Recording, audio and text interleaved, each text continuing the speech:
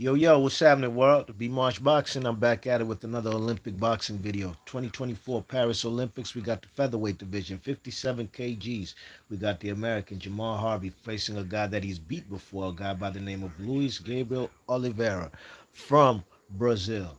Now, this was a fight that was very close and a very entertaining fight. You could tell these two guys have history.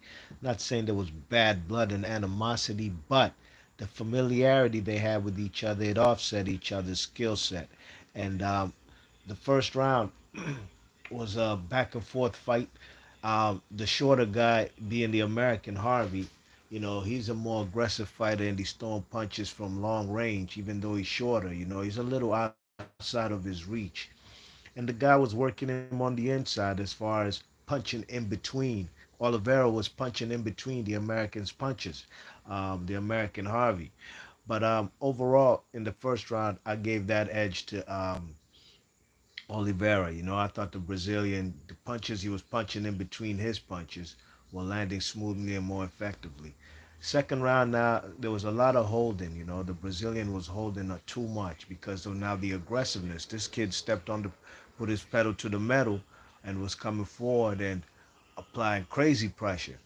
Now the Brazilian was holding a lot, and I had to give it up to the American in round two because the holding was excessive. In round three, there was a lot of holding too. These guys, a lot of the American hit the canvas plenty of times as far as getting just wrestling, just a hug fest in there, and they'd end up wrestling each other. They'd end up on the ground. But in the third round, I had Jamal Harvey landing the bigger punches and more cleaner, effective punches. And it was a close fight. It's not saying the Brazilian didn't do anything in the third. He sure did. There was a whole lot of back and forth.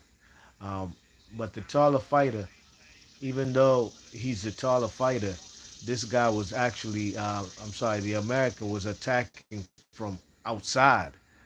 He was finding a long range to get on the inside, even though he was a shorter fighter. And when he'd get on the inside, there'd be a hug fest. But overall, big up to the American. This is the first American I've covered so far. We shall see what the future holds for these Olympians. I'll be covering all the way to the medal rounds. Be Marsh Boxley, your thoughts and comments. Let me know what y'all thought about this close, entertaining fight.